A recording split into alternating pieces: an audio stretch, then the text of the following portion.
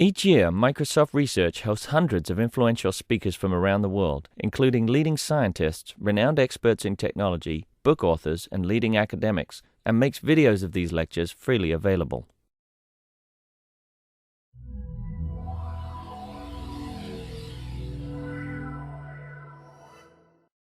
Allred, who is a fourth-year PhD student in Georgia Tech, and he works on hardware implementation of microphone array algorithms using analog circuits and FPGAs. He will present the results from his internship this year in Microsoft Research. So basically wasting more time. Daniel? All right, thank you, Ivan. First off, to begin, I'm glad to be here. Hopefully this will be a somewhat enlightening presentation for you, interesting. If you have any questions, I don't mind asking as you go along. That's fine with me if you interrupt me. I do have a lot of slides to try and go through, so I may hurry at some points. If I go too fast or if you have anything you want to ask me about or me to clarify, please let me know. So let's get going. So we know that reverberation is a problem for both people and for computers. We don't like to hear it, and we'll actually show some results at the end of this that shows how much we don't like to hear it. We did some MOS tests on humans, to try and find out what they didn't like about reverberation, what levels of reverberation they didn't like. We also know that for computers, the automatic speech recognition word error rates suffer quite dramatically in certain circumstances, depending on the size of the room, depending on the reflection coefficients of the surfaces in the room. So the question is, what can be done about this? And last year, we began looking at this problem. Last summer, I was here, and review some results quickly from what we did last summer, some details of the algorithm, the basics of the algorithm we developed last summer, as well as some of the details that now exist in place that we've added to the algorithm. And we'll indicate some of the accomplishments we've had for this summer, and then discuss all the varied results, both the ASR results and the results of MOS score. So here's some results. I'm just going to quickly flip through these.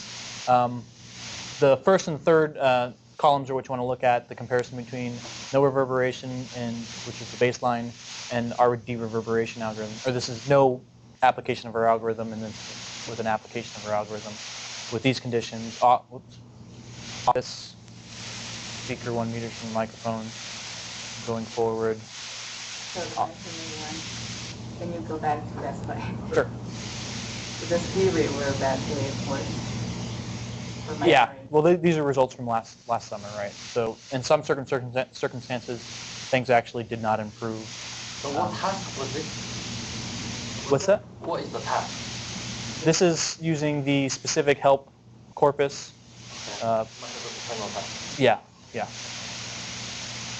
Going forward, just flipping quickly through, we see some improvements, and of course you do notice that there's some that don't improve at all, or the improvement's not that great. Luckily, we have much better results to show from this time around, and I just wanted to put those up for comparison. So here's a general overview of the algorithm. This is blatantly ripped from my slides from last summer. Nothing's changed, completely changed anyway, so there's small differences that I'll point out as we go along. But basically, you have your input coming in the frequency domain. Up here, you have a classifier where you're determining where you have speech, where you have silence. You have buffering of the energy that you're using for your classification. You have buffering to do, basically you're looking for the end of speech segments and where it goes into a silent segment. And the reason you're doing that is because you're actually looking to see a decay of the speech energy from the speech segment into the silent segment. You do a classification, you look at that boundary between speech and silence, and you look at the decay of the energy. And this is done within 4 subbands, or it could be done in any number of subbands. We chose 4 with a logarithmic or exponential width to kind of replicate what the human ear does. You have these power spectral density estimates, energy estimates, and you use those where you find these boundaries between silence or speech and silence. You get a decay model, an estimate of how the energy is decaying, and then you apply some weighting to each of the frequency bins depending on your decay model and some factors that come out of that, and you get an output. So the energy decay is global for the frame or specific energy at that frequency?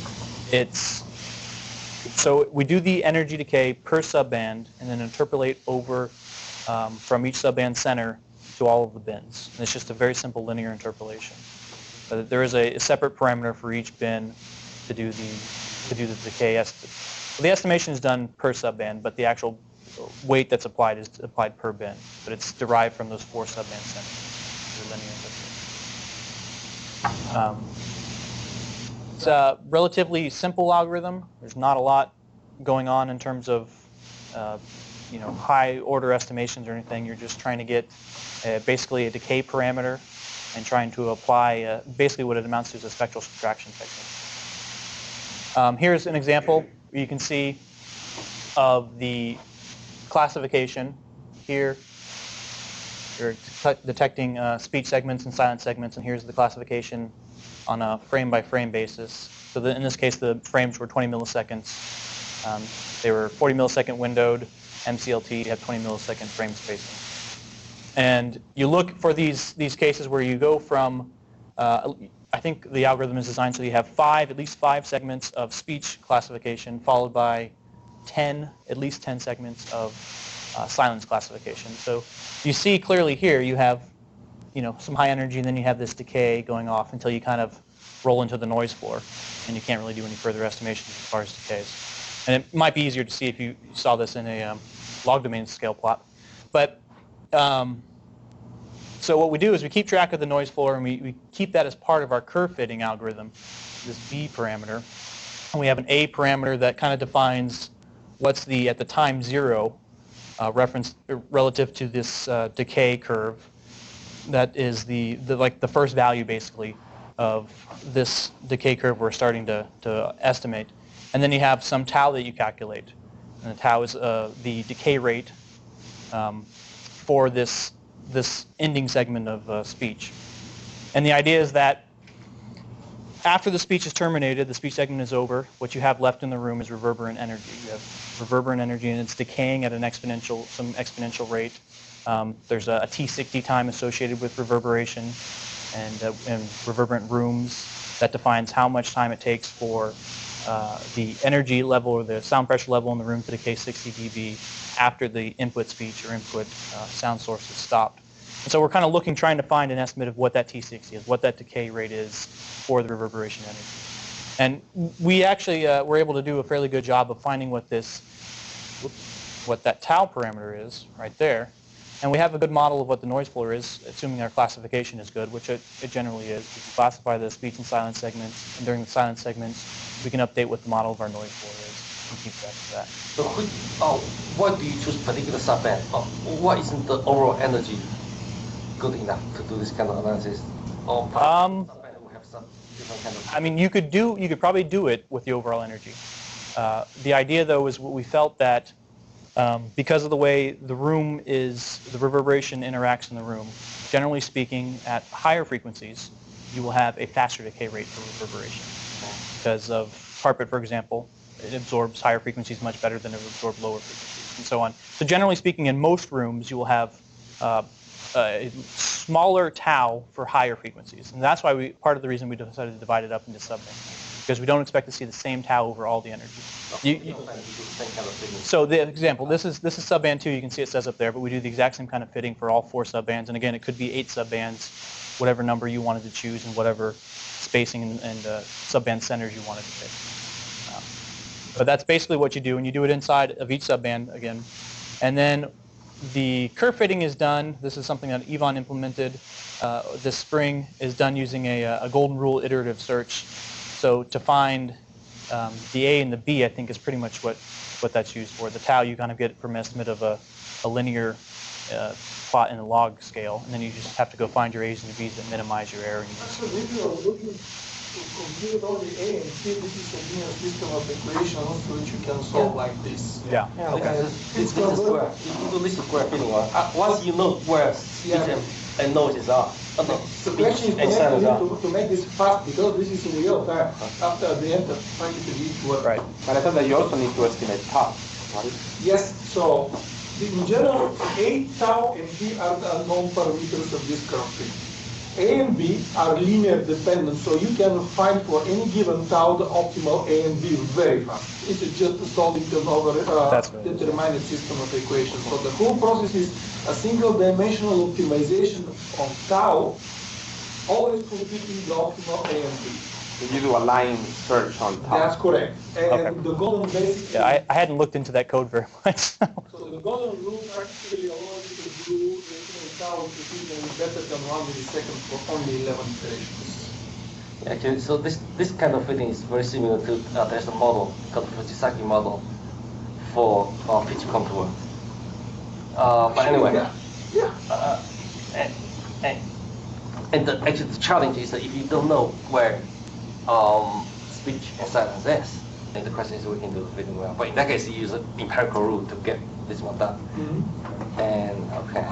Yeah, the classifier is based just on energy, and it's an adaptive classifier and with a very high time constant for going up, so you kind of track the noise for it.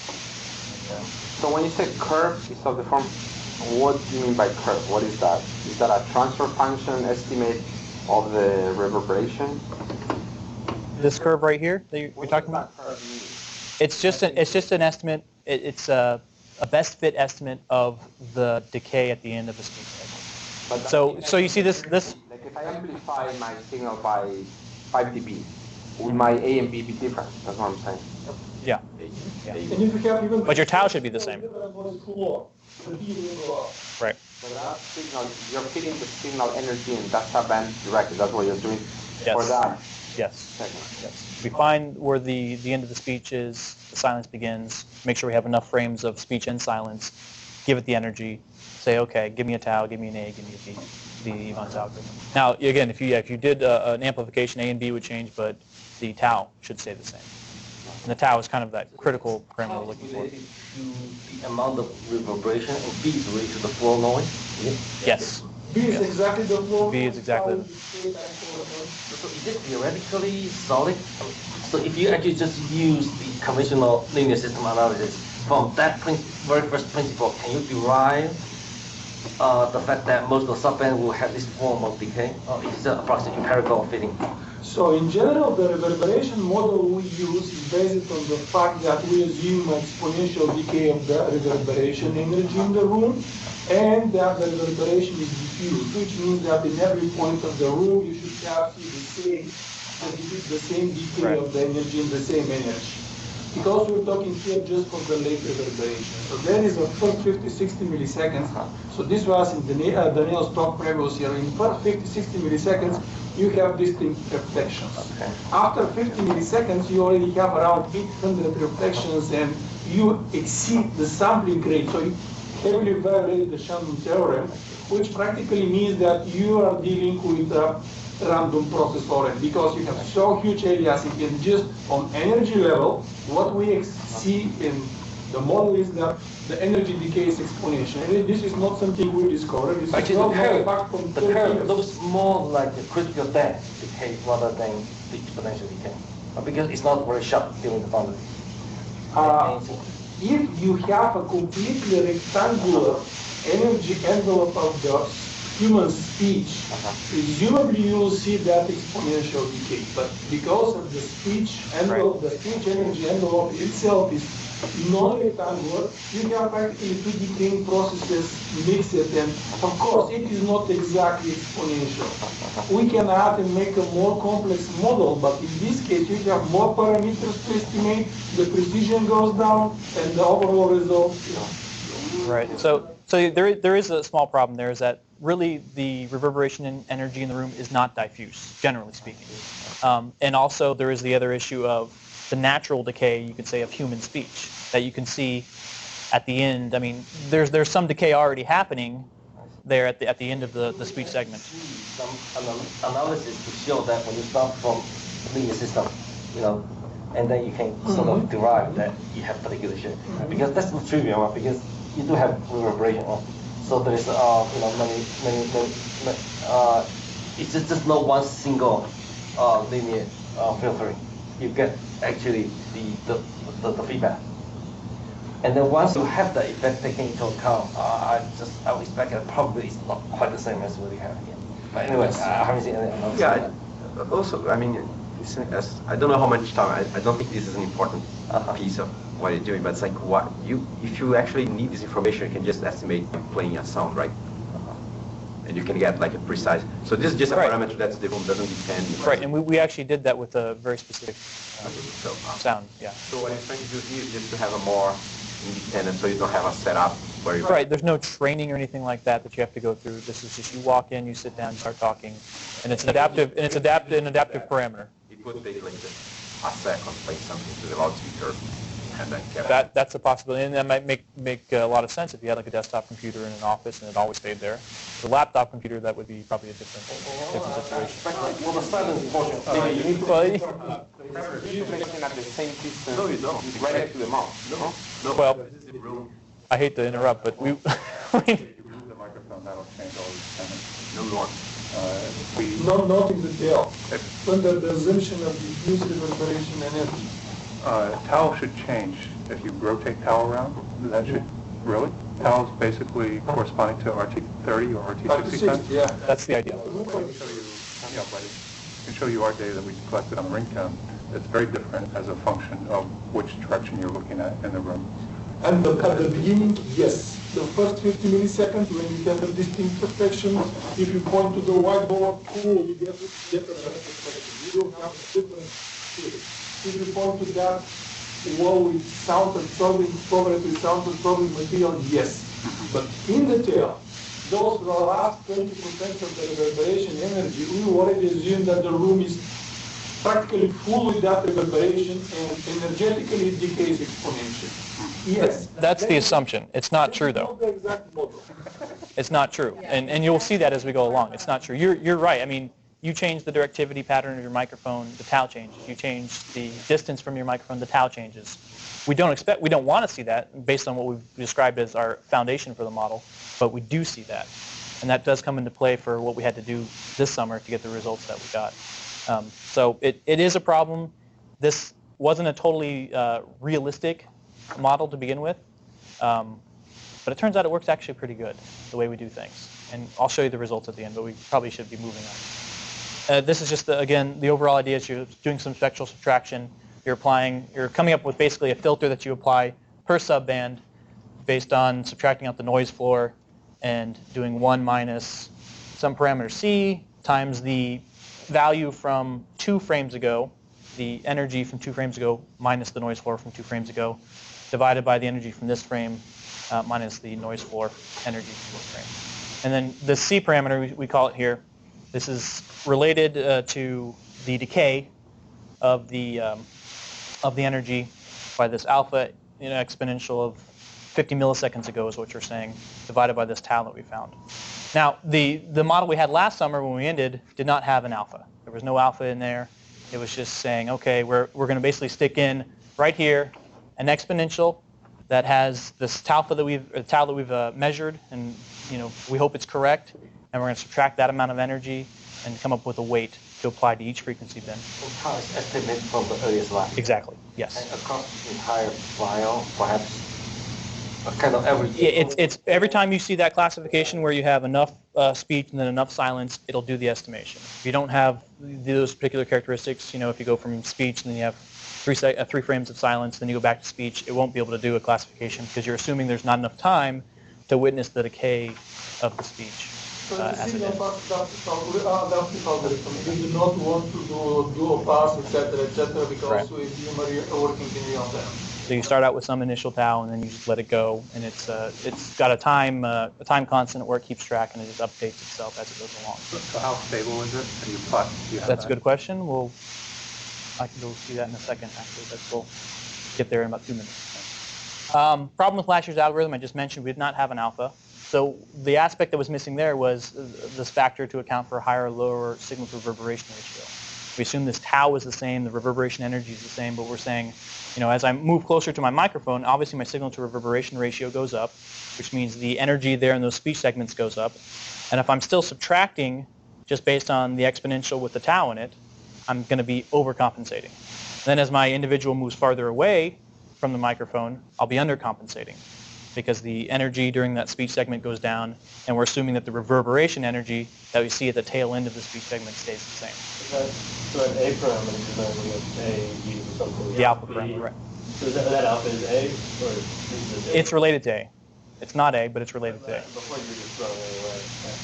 Right. We just kind of said, hey, we don't know what to do with this A. And we knew what to do with it. We didn't have time to do anything with it, I should say. We knew that it was there. We knew we needed to do something with it. We recognized the problem at the end of last summer, but there wasn't time to do anything with it. That's an interesting question. Typical value. We thought it would be. We thought it would be. Because we thought it corresponded to something real. But as it turns out, it's not really something real. It's kind of confusing. And again, as we go along, you might be saying to yourself, this is kind of unscientific, and I'm not going to argue with you there. We kind of had to do some... It's the same thing with tau. So you figure out where it is per subband, and then you do some interpolation. You do alpha times e to the whatever over tau, and then you do interpolation from all 4 subbands with those values. So you're interpolating what we call the C values in the previous slide, after you've calculated them for each subband. So that was the alpha parameter. We thought that was really important. Another problem was that the close-talk speech, I took a close-talk microphone speech, we fed it through our algorithm, we would still detect a tau of 15 milliseconds. And well, that's not right. It's detecting that natural decay of human speech.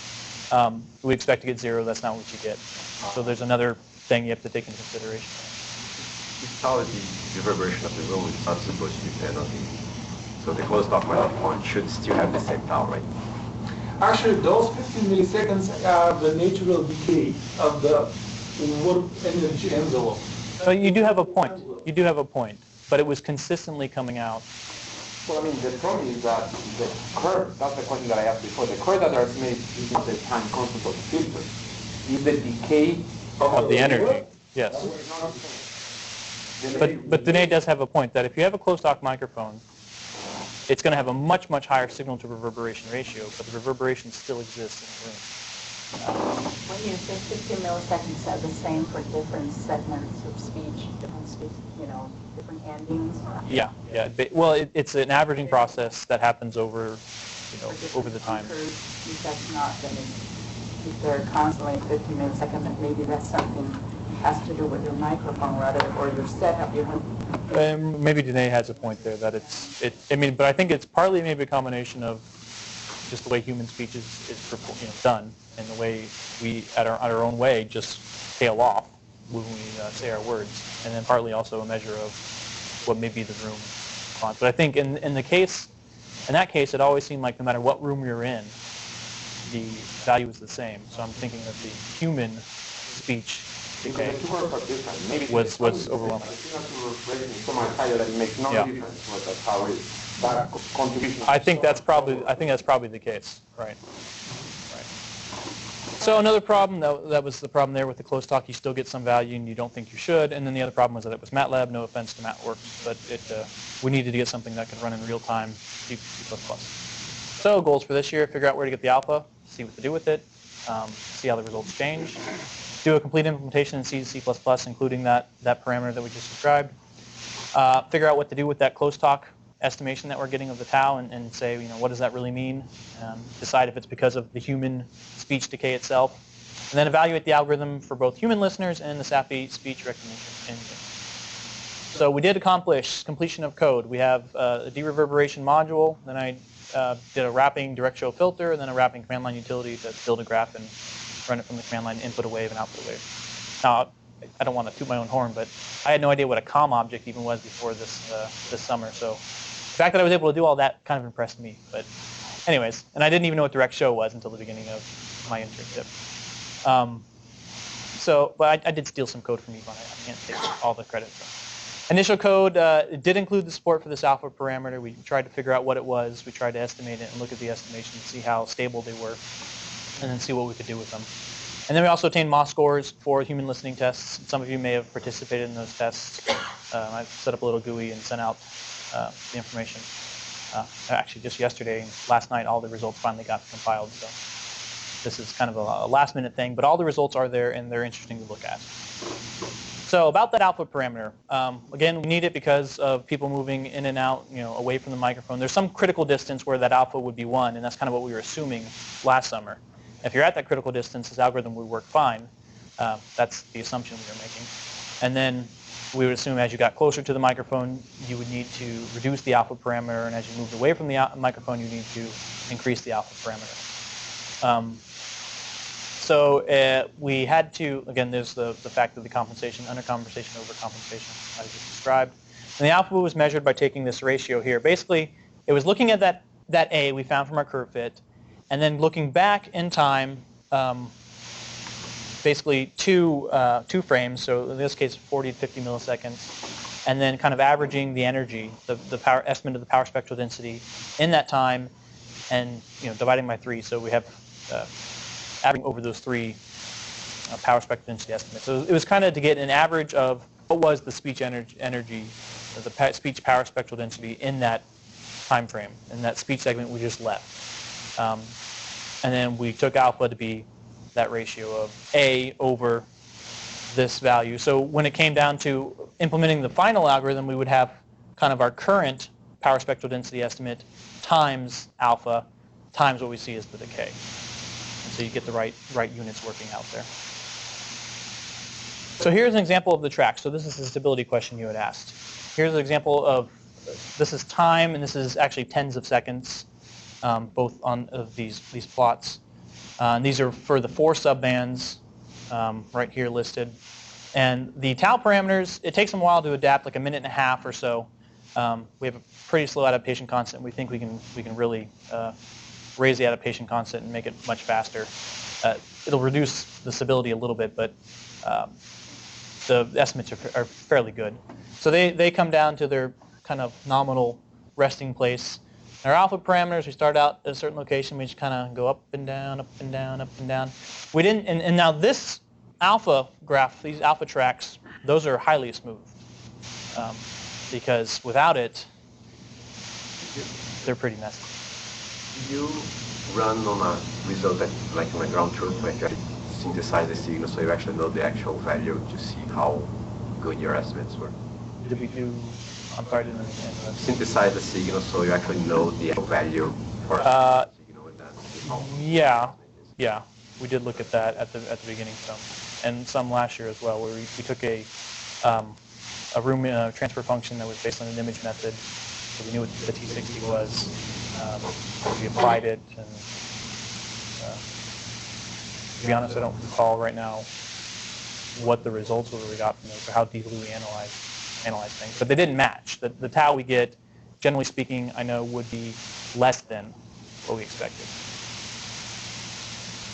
and that was just something. I mean, so if we had a T60, you would not compensate for the type of signal, right? So I would expect that you would always measure a bigger decay because you would just assume.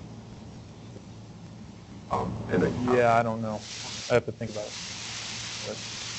But what about your other parameters, A and B? so a B is basically equal to the noise floor, and A we just used, if you go back to that slide right there, A is where we use to calculate this alpha, so it's related to the alpha. How do they vary over time? How do they increase? Well, that we didn't look at. Yeah, and that's the problem. A does change all over the place, because you're looking at... I thought you estimate A, or alpha, or whatever alpha or A really is, only during the silence portion, not in the speech portion. And the second part... Right, so we use the energy that came from the speech portion to calculate the alpha. So it's the energy from the speech portion plus this A parameter. Now, I don't know how much the A parameter and B parameter vary. The B parameter is the noise floor, so it's fairly steady. The A parameter, I don't know. I don't believe we actually ever looked at the A parameter by itself. We just related it to this tau. We were trying to get a physical relationship between what the equation said and what we thought was really happening with the reverberation process. And what are the results before you reach steady state, like before tau converges? I mean, the results of the recognition? I mean, does it sound okay until you get the convergence, or does it sound terrible? Listening to it, it doesn't really sound any different than from before or after. Yeah. Well, no, I'm just wondering. Well, he's talking about during the convergence time. Acceptable then, or is it really unacceptable until you actually converge? How stable is It heavily depends on the start point actually. If your start point is low alpha, that's a big factor. You have undercompensation, it will sound reverberated, but no distortions or artifacts, etc. It should sound no worse than if you were not doing anything. That's correct. Right? That's the idea. It probably always sounds worse than not doing anything. That's my guess. Yes, onward. So the problem is what you had mentioned, Alex. The speech energy varies widely over the voice segments, and so looking back those 3 or 4 frames or whatever it is and doing the averaging, you're not really getting a good estimate of what the energy was that you input into the room to use to calculate the alpha. So the alpha variation was extreme, very unstable.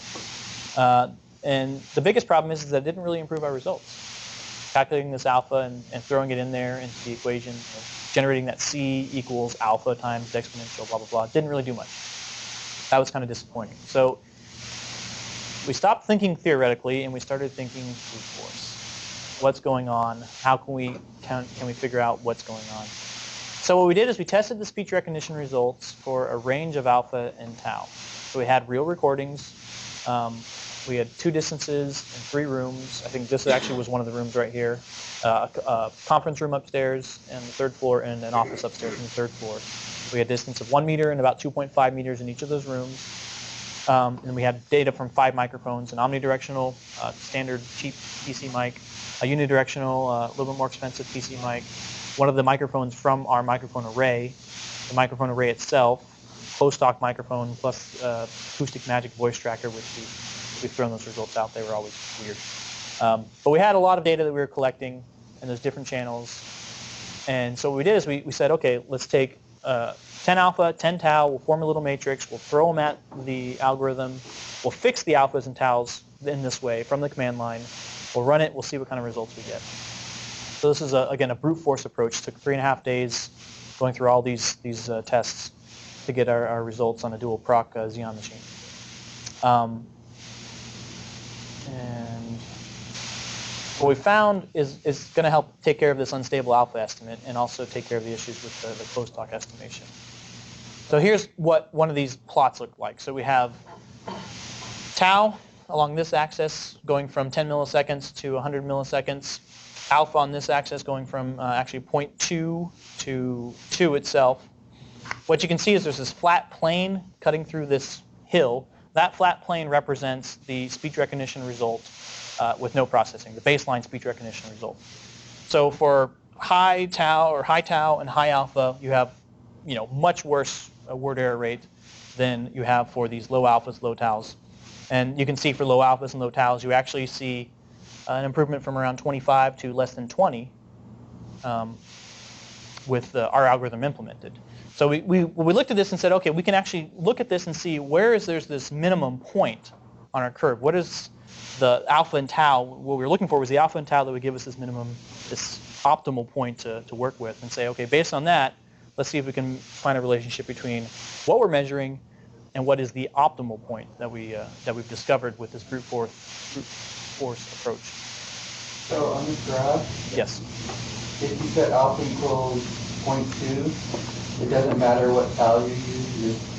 Right. So you see, yeah, across the board. Across the board, no matter what tau you look at, you set alpha to 0.2, you've got better results on your speech recognition than if you did nothing. Well, it looks like you can go further down. It may even go further down. Yeah, maybe if you use alpha 0.1, and we didn't test that all the way down to 0 or anything. Is that related to reverberation, or maybe you think you subtract some noise? Some noise suppression. That's a good question, and I don't have an answer for it. I'm hoping it's both.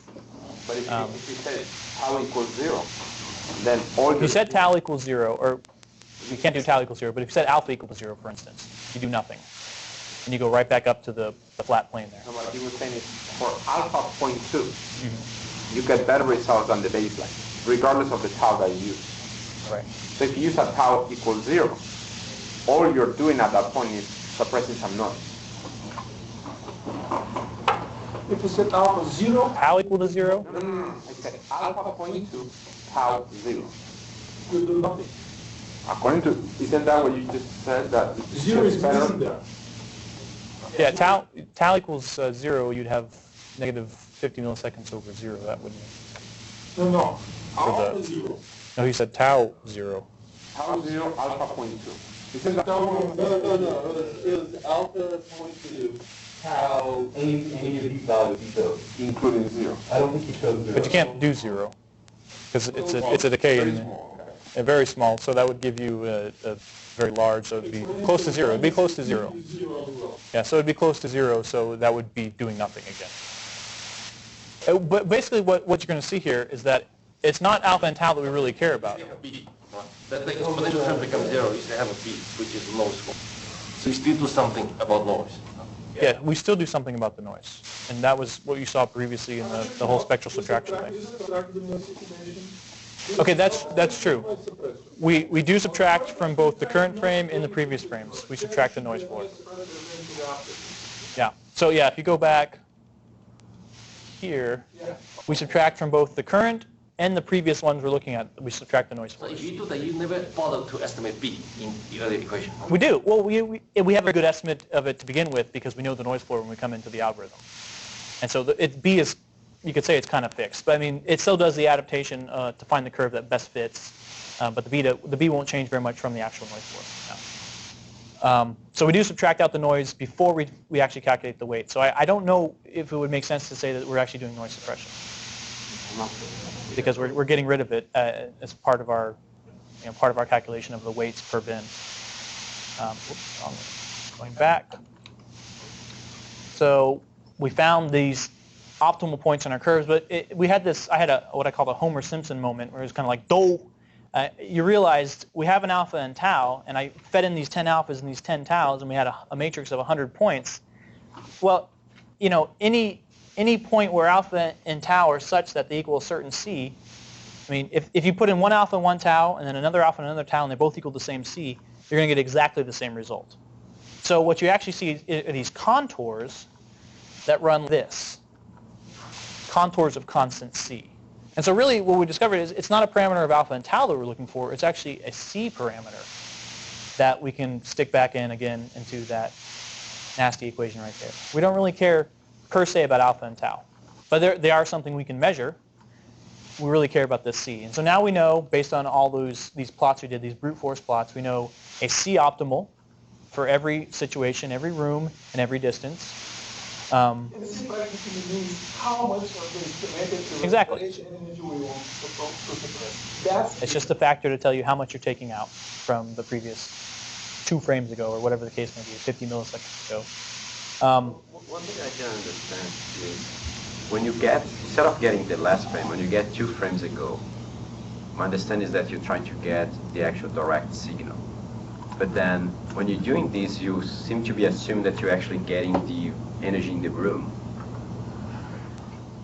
We're looking, when we go back 2 frames, what we're looking for is the energy that was kind of input to the room, the speech energy that was input. And we're saying, But then when you're doing this thing, you're assuming that you're not using the energy in the room. So why are you going back 2 frames instead of getting the last frame? That doesn't. Well, okay, that goes to the fact that we're not trying to do anything with the reverberation, the early reverberation. What we're really looking at is kind of a statistical approach to taking care of the late reverberation, where the room impulse, the room transfer function is random. But what it's saying here doesn't that make sense? Because what it's saying is like this is the reason you're actually combining the 2 is because you don't just look at 1 frame, and then the assumption is that that 1 frame is actually what the energy in the room is. But then the next I think the frame, problem is that I, for instance, don't know where that magic equation came from. So Which magic equation? the one that has the c, the subtract, under what conditions did you write that that's the right thing to do? It's just a spectral subtraction. That's all it is. But instead of subtracting, The condition of spectral subtraction. yeah, I I know where the condition of spectral subtraction came. I don't know where that came. What assumptions you make for that to be optimal or the right thing? These are derived during Daniel's internship previously. So roughly we say, you have your... I mean, that's related to your question. If you know that that's the right formula, then you just trust it and You have the energy for the current frame, a frame ago, 2 frames ago, 3 frames ago, etc., etc. With 20 milliseconds, of actually 40 millisecond frames with 20 milliseconds overlapping, what happens is that we say, we don't know, we don't care about the reverberation in the first 50 milliseconds. This was proven during previous internship when we started to cut the impulse response, and we saw that capsule mean normalization, which is in front of the speech recognition engine, practically gets rid of the early reverberation. Speech word error rate is not improved if you remove the early reverberation. So simply the rule is take the energy 2 frames, because our frames are every 20 milliseconds. Or let's say take the energy 50 milliseconds ago, and then after 50 milliseconds from what remained with that energy in the current frame is the beginning of that by the model exponential decay. So we say, okay, just this energy 50 milliseconds ago was decayed out time, which is equal to now the reverberation rate. And in addition, decayed exponentially because of our model of the whole process. So now for the frame in the moment n, multiplying the energy n minus 2 frames with this constant c, this is your estimation of the reverberation energy from that frame. And now you have existing energy, you have estimated energy, which is now the same case as when you have signal and noise estimation, and you apply the Woodner rule. So it's treating reverberation that we're looking at as noise. Yes, but the project, if you understand what it's doing, even suppose you estimate every single parameter perfectly, there is no anything. What you're doing is that you're saying, I'm removing the late reverberation. No, you're removing the reverberation between 40 and 60 milliseconds. Because suppose I have like spike. No, well, you're assuming, because of the way the reverberation process is, that it's like an IRR filter. It decays. But this is not IRR. No. So, but the process is such that if you look at this frame, it has reverberation energy from 2 frames ago, but it also has reverberation energy. Well, okay, so that 2 frames ago, what does it have in it? It has reverberation energy from 2 frames before that, and that one has 2 frames from before that. In other words, when you look at the reverberation, the power spectral density estimate from 2 frames ago, it already includes all of the reverberation from the previous frames. Because we don't have the clean signal from 2 frames ago. We have the reverberated signal from 2 frames ago, and it already includes all of the reverberation that came previous to it. That's why we just look at the frame 2 frames ago. But for low reverberation, it's going to be dominated by the direct signal. And that's the main reason you're getting 2 frames ago as opposed to the last frame. So you will see in the results that you're right. For cases where you're very close to the microphone, you don't really see much improvement. Cases where you're far away from the microphone and where your signal to reverberation ratio is low, you see substantial improvement. And I'll just go ahead and we'll look at that. Anyways, at least I modeled this in a MATLAB. When you have a certain signal, you can reverberate it, assuming just ignoring the directive, but assuming just that pure reverberation after a 50 millisecond jump. And then, when you try to estimate the reverberation energy based on this modeling, we get a pretty decent, correct estimation of the reverberation energy if you have a good estimation of alphas and tau. I may be missing something, because if I understand, if you estimate every parameter perfectly, but if the direct energy is significantly higher, you would remove the reverberation between 40 and 60 milliseconds, and you wouldn't do anything else. No. So let's keep going, and that's something we can discuss over lunch or something. So we now say that we can find some C optimal from all of these curves that we've developed. Here's one where it shows this red line is the baseline signal to reverberation ratio. These points on these plots are the C's calculated from that equation, alpha exponential negative 50 over tau. So these are the C's. These are essentially the C's we tested with that matrix of 10 by 10, the 100 points. So there's like 100 C's on there. And you can see with this case, it's a conference room. Its distance is 1 meter with the black PC mic, which is the unidirectional PC mic. There's really not much benefit you're going to get. Again, when you're at 0, you don't do anything. When your C value is very close to 0, you're not subtracting anything. You get exactly the same thing as the baseline. So you see the same thing over here. As you get closer and closer to the 0 point, you're going to go right back up to your baseline curve because you're not actually doing anything at all. So that makes sense. You see there's some certain C right here in this range that's going to give you a small improvement. Then you see as you have higher and higher Cs, forget it. All you're doing is destroying your performance. Over here, you have a baseline of about 17% word error rate.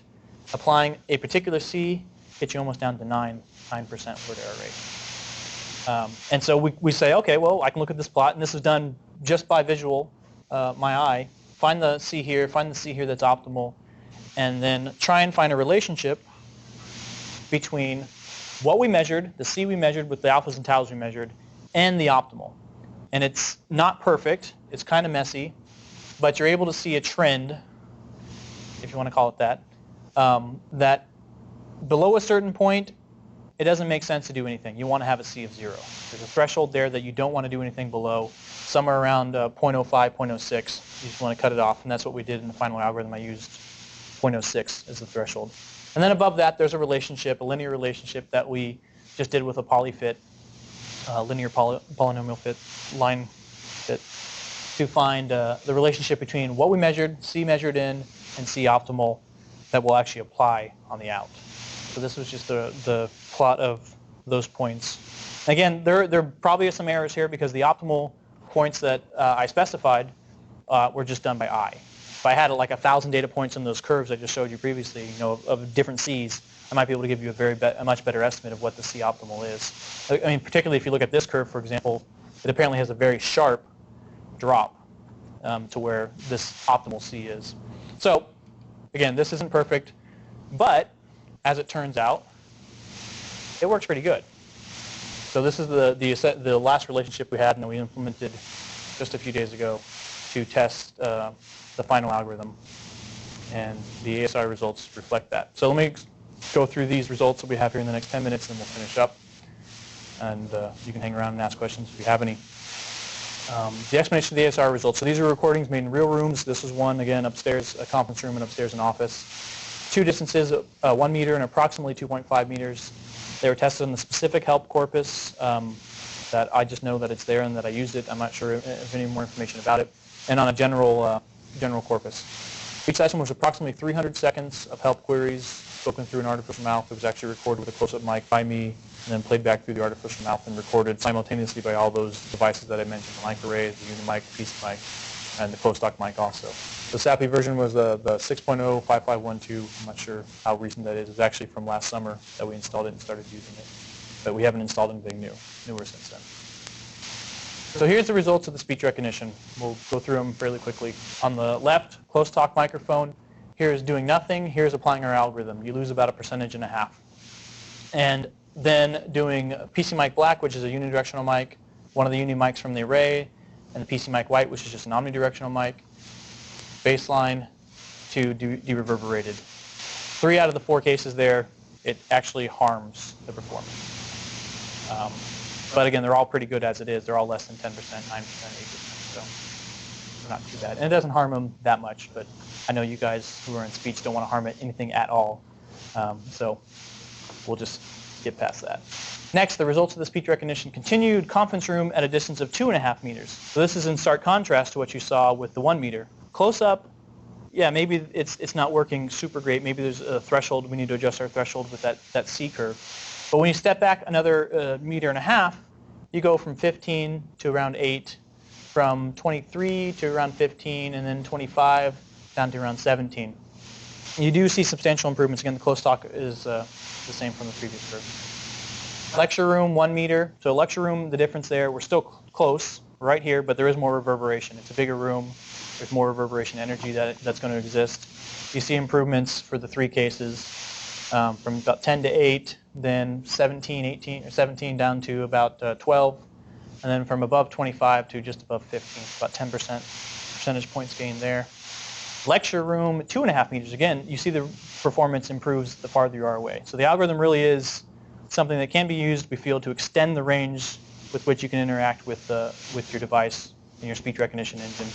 You go from 22 down to about 11, 35, 36 down to about 17, 18. Cuts it. Actually, one looks like it's less than half. And then the PC mic white, the omnidirectional mic, is pretty horrible, but it does improve it. Though not enough to save your speech engine output there. And then the Office 1 meter, you do see improvements here, going from about 9 to about 7, or 8.5 to about 7, 9 to about 7, 6.5, and then from 11 down to about 7 point something, 7.6, 7.5, I don't know. And then the Office 2.5 meters, you do see substantial improvements here across the board for those three cases. So just in that one particular room, the conference room close, is when we see the degradation. And they're small, but they do exist. And with the close-talk mic itself. The close-talk mic, the case there may be that the thing is adapting and it's taking too long to adapt, in which case for part of that time that it's sitting there, it's trying to do something when it really shouldn't be doing something. I don't know. I haven't looked into it enough. And, I could probably feed it the optimal parameters. Well, if I fed it the optimal parameters, that'd be 0. It wouldn't do anything. But it may be that it's still trying to adapt and it doesn't reach the point where it turns itself off. It doesn't reach that threshold point with the sleep. That may be part of the reason for that. All right. Any Mike? Do you have any idea roughly how many words are in the... So this was 300 seconds, which I guess would be about 60 utterances, probably averaging 5 to 7 words. I mean, so it's probably around 300 words, really. But I don't know. Does the output of the SPSIM give me that? I don't know. How many words do you think? Sure. It might be in there, and I just didn't write it down.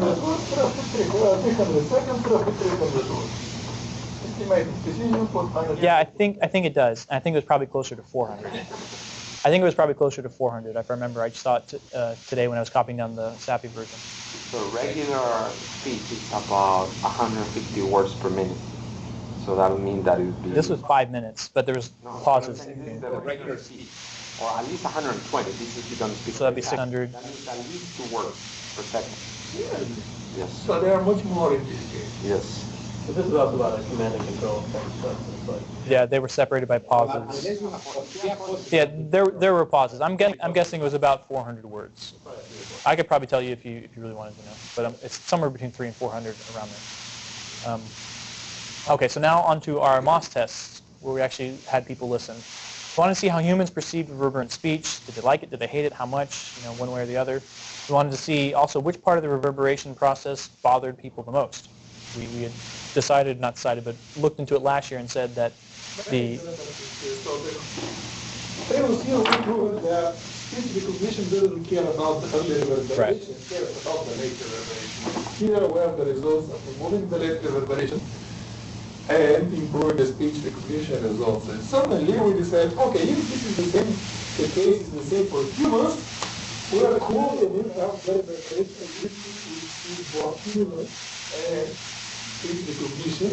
So then we will continue the results. So, well, part of what we decided was whether the early or late reverberation really affected people. We want to see if the same thing happened with, we saw it with the ASR last year, we want to see it with people this year. So then lastly, we wanted to evaluate our algorithm that we have, that we just showed the results from for ASR, how people liked it, or if they liked it. So here's the MOS results for various reverberation conditions. This is showing the degradation MOS scores as a function of tau, or T60, which is related to, supposed to be related to tau.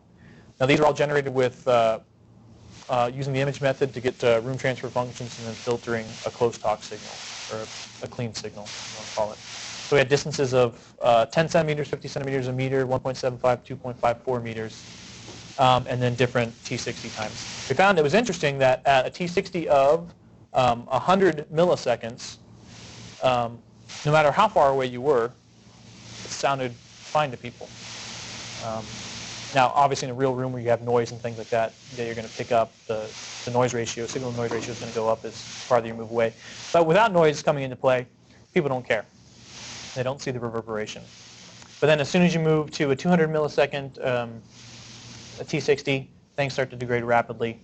And then, of course, as you move farther away, things get bad. But anything basically past like 1 meter, 1.5 meters, it's just as bad as anything. So what is zero? So this is a degradation MOS.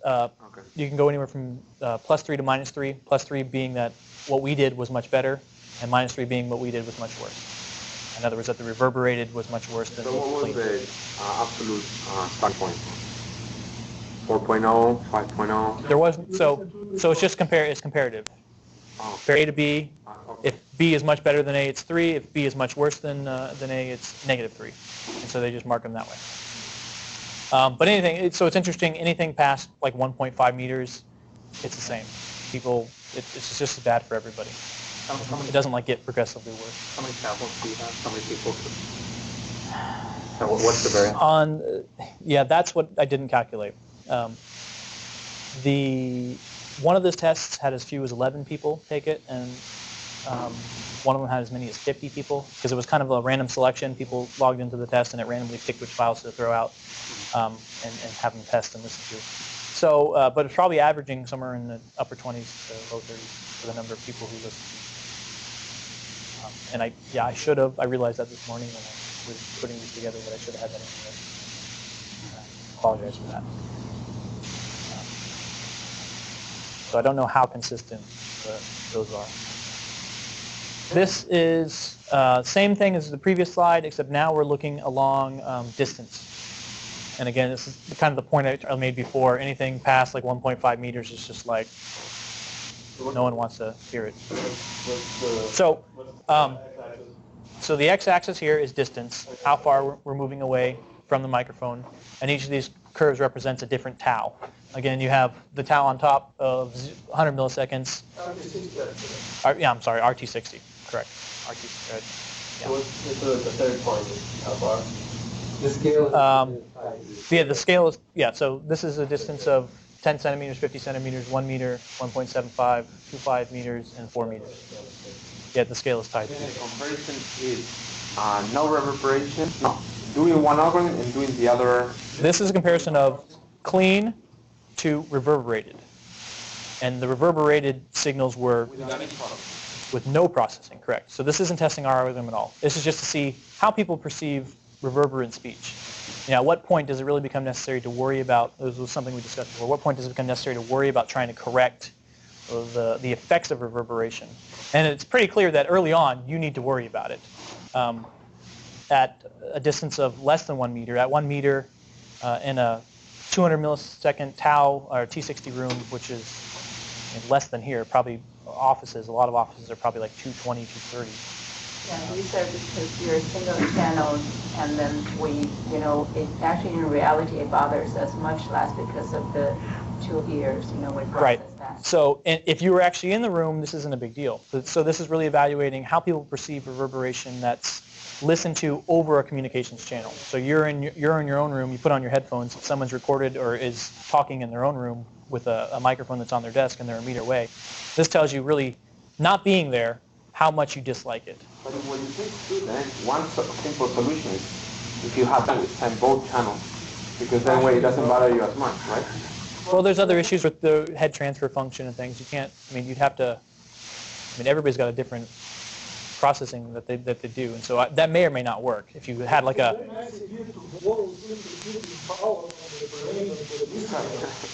But to use only 2 channels, you have to have ambient microphones, which human head with microphones inside the ear, and to use headphones plus connection from the head-related function, or something else we may discuss a little bit later when this project is launched.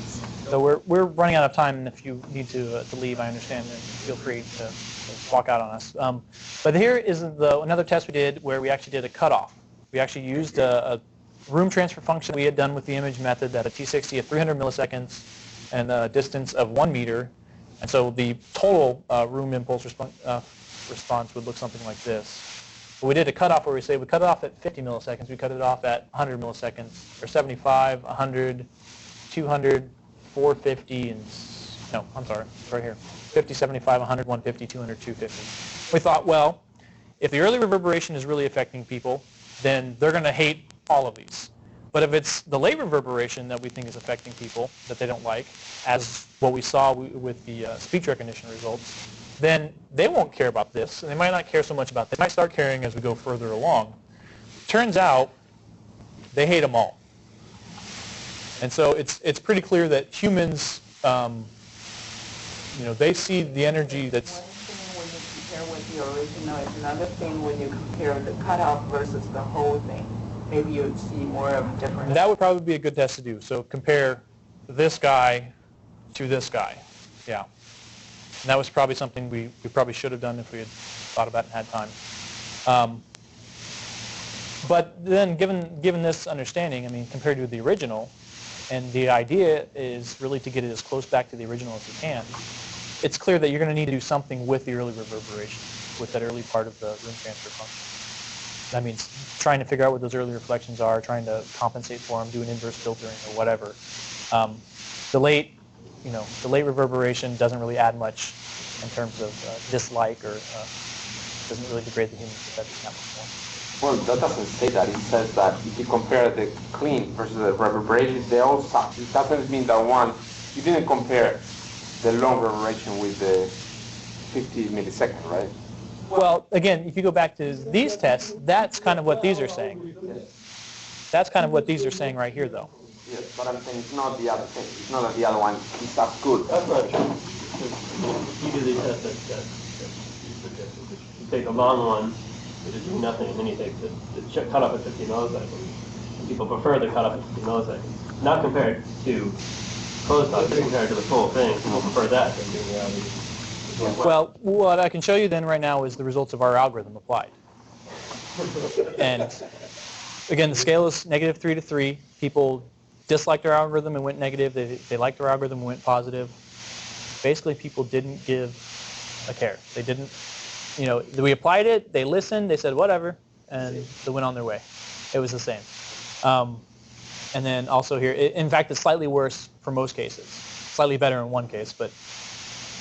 So what I did here is I picked these particular cases because they actually showed the most improvement in the speech recognition results. I said, well, if that works really good in speech recognition results, maybe I'll have a better chance of seeing improvements here. Naturalness is gone after you process that was the thing. It bothered me a lot when I was listening. Yeah, so there's something that people don't like. There is some noise, some musical type noise that is added, and you can hear it more in certain cases than others. In some cases, I listen to myself, it just sounds almost exactly the same. And if anybody who didn't take the test wants to hear them, I have the samples here that were part of that test. It seems like it's about the same. If anything, a little worse, but if that's significantly worse, it looks about the same. It's about the same. And when you hear them, you listen to them, and you can hear that they are drier.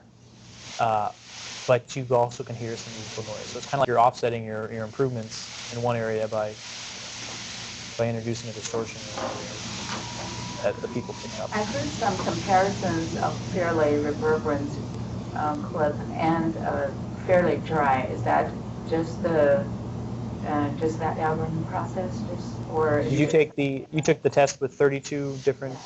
Yeah. So the first 20 were doing these tests right here. The next 4 were doing these cutoff tests, and the next 8, the very end, we're doing the test to determine this, whether our algorithm works.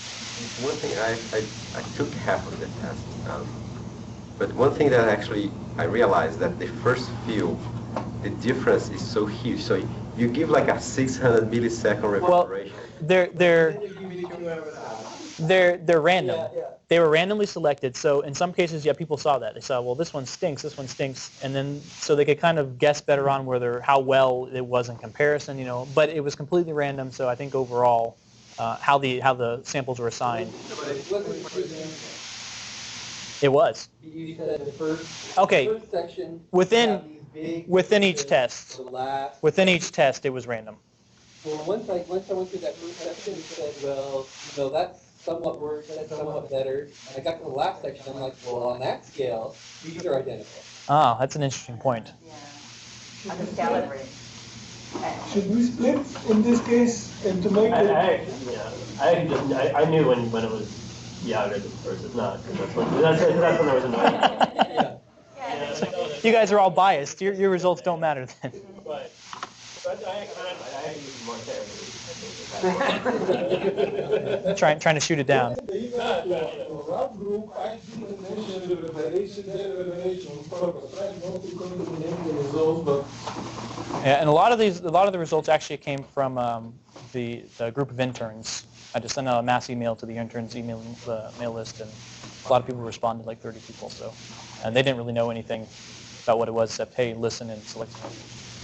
The results will really be affected if they're wearing a headset or not, right? And we did keep track of that, but I didn't have time to split them out. And what I think also is I didn't have enough people from each category to split them out. Okay.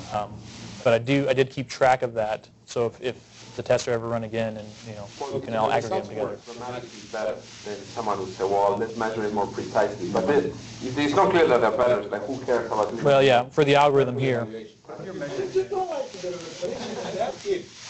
If you're measuring it in a noisy room with a cheap, set of speakers, you won't really be able to hear the difference. You put on, even a cheap pair of headphones, you can clearly hear it. And part of the instruction was to tell people to use headphones if possible, or a good set of speakers. Most of the people, looks like, used headphones. The vast majority, which is part of the reason I couldn't really separate them out, because there weren't enough people who used speakers. So the conclusion, the algorithm is simple, with minimal computational requirements, approximately somewhere between 1% and 2% per channel. So this is an algorithm that could be applied to the channels of a microphone array prior to the array processing, or it could be applied to the mono signal at the output of the array processing. And we did do some tests earlier on before we finalized the algorithm, and we didn't really see any differences between the two. So if that's the case, it would make sense to put it at the output. The most difficult aspect, of course, is to correctly estimate this magic C parameter. We use what we measure, which is the taus and the alphas. We get a C measured, and we have the relationship between the optimals and the measured. And the results show it does work pretty good. If the situation were to change where you had a different sampling rate, a different frame size, and things like that, this would all probably have to be recalculated and re-estimated, that relationship. Because it's looking at a particular number of frames back, and it's getting the data from there, and it's applying this translation from the C measure to the optimal. I suspect, I can't guarantee this, but I suspect you'd have to recalculate some transfer function, if you want to call it, some mapping between C measured and C optimal. The results, I feel, in the speech recognition are encouraging, especially at the larger distances. You can actually gain quite a bit at the distances of greater than 1.5, 2 meters. The results for the human listeners indicate that the algorithm does not improve perception, though it doesn't really hurt it that much. So if it was something like where it was a permanent part of an audio stack, and you didn't know whether the data was going for a real-time communication or a speech recognition, you could stick it there without too much concern, maybe. And then this person is very, very annoying to me. Was it? I don't know how people are rated almost the same. Yeah, I wouldn't stick it. Yeah.